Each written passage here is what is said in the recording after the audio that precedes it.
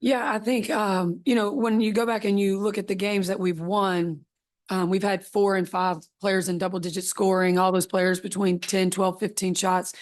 So just to kind of keep that consistent, we talked a few, in the game the other night, she had a couple passes that she made that she probably should have had, not made and been more looking to shoot in those moments. So, just trying to balance that with her. So just, a couple more. I mean, just trying to get her as open as possible, whether she's on the ball or off the ball.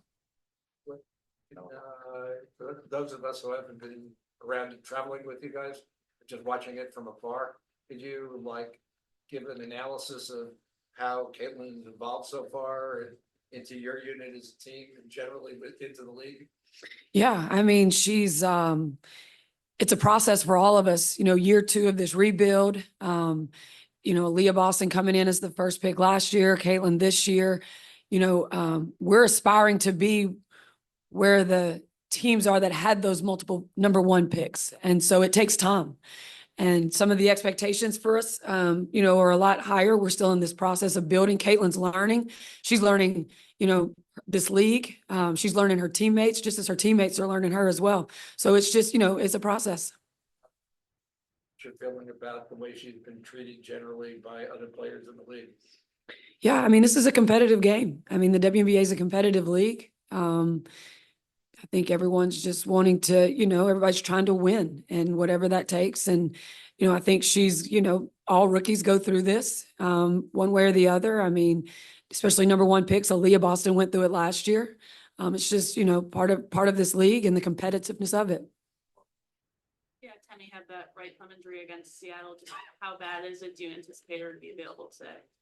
Yeah, Timmy's tough and she's, she's ready to get, some playing time. So I expect her to come in and help us when she can.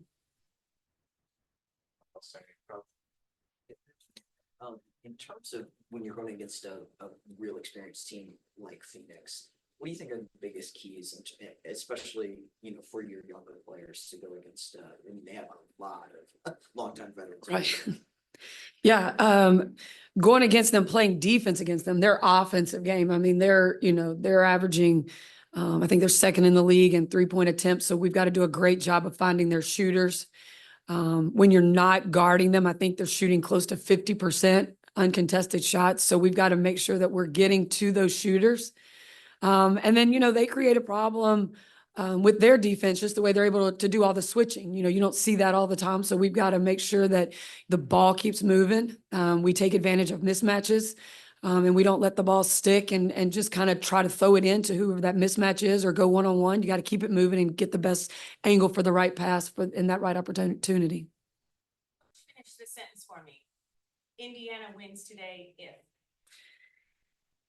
we're able to stop Phoenix in transition. We're able to find shooters. We're able to attack them offensively, put Brittany Griner in some pick and rolls away from the basket. She does a great job down there. And just containing, I mean, it comes down to containing their shooters and not letting them get confidence. Caitlin, congratulations on being the fastest rookie to reach 300 points, 100 rebounds, 100 assists. Can you just talk about the poise that you have that goes into accomplishing something like that? And then also, Coach Sides said she wants you to take about 15 shots minimum a game. Just how confident are you guys that you can achieve that moving forward? Yeah, I mean, I don't think that's anything I set out to accomplish. I think it just comes with the way I play basketball and the way this team plays basketball. And, honestly, I didn't even know that. So great, I guess. I don't know. Yeah, I think that's just kind of my game. I take a lot of pride in being able to do a lot of different things for my team. And, I feel like as long as we move the ball and get the best shot for the team, that's good with me. I think at times I can be a little bit more aggressive and maybe not overpass as much, but at the same time, I feel like we're getting good shots. And, I love setting my teammates up for success. I love passing the ball. Throwing a great pass is, almost more exhilarating than, making a great shot. So for me, it's not I don't feel like I need an X number of shots. And I know Christie knows that too. I think she just wants me to be a little bit more aggressive. And I certainly can do that too. Yeah, Caitlin, I wonder if you have some favorite memories of watching Diana Taurasi as a player. Yeah. Obviously, she's literally 20 years older than you. Yeah. So I know you were a big fan of the W growing up. Mhm. Do you remember anything specific about watching? Yeah, somebody asked me this yesterday and I was like, I really struggled to like pinpoint an exact memory. Honestly, like she was probably one of the first women's basketball players I really grew up idolizing and really like knowing.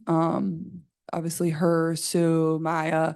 So I would say like that's like kind of my first memory is just like about the WNBA in general. It's like she was one of the first that I really knew about and supported and idolized and wanted to be like. And, I just admired the way she played the game and the fire that she played with. And like I said yesterday, like it's impressive that she's still able to play this game at such a high level and produce like the way she does. Like it's incredible. I think she's obviously the best scorer our game has ever seen and one of the best players our game has ever seen. But I would say my first memory is just like around the WNBA in general. And when I like first started to, really watch this league was because of her. Through the first half of this season, there have been some ups and downs. Just talk to me about like your teammates coming together and actually gelling as the Indiana Fever. Yeah, I think as a young group, you're going to have that. There's going to be some ups, there's going to be some downs, and especially with the way we had our schedule to start the year, like we played some really great teams to start on like some back-to-backs, one day in between. Like it was a tough hand we were dealt, but I'm just proud of this group. I think obviously we're the most inexperienced group in the league, but nobody ever hung their head. Like everybody just wants to get better. They know there's so much potential for this group. It's just kind of getting it to all gel together and every single day we come into practice and like there's a positive energy. It's like no, it's not like anybody's like, oh, we lost, 6 straight games or we were 1-6 or whatever we were at that point. Like everybody was like, these games are winnable. Like we can win them. We need to clean up certain things. So I would say like that's been the biggest positive for our group is there's always been a positive energy about us. And you better have that when you're an inexperienced young group. Like you're young in this league, like you better have that. And I think that's something we haven't lost at all. Hi, I'm Barry Sportico. So nice to meet you. Bear with me here. You came from the NCAA final to the draft to the WNBA so quickly. What's been your biggest adjustment through all of that so far as you're getting to maybe mid-season here? Yeah, it's crazy. It's crazy to think we've almost played, 20 games. I think just the pace that everything has kind of evolved over the course of the last few months for myself, whether it was, obviously playing in the Final Four, and then I basically went back to Iowa City for a day, and then my life kind of changed, and I was drafted and shortly moved to Indianapolis after. And,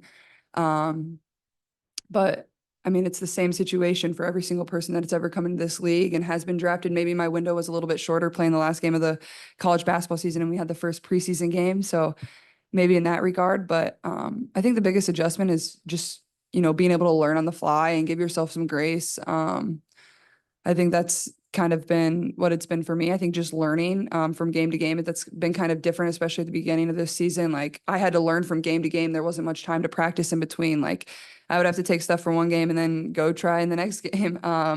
So I think that's kind of been the biggest adjustment for myself.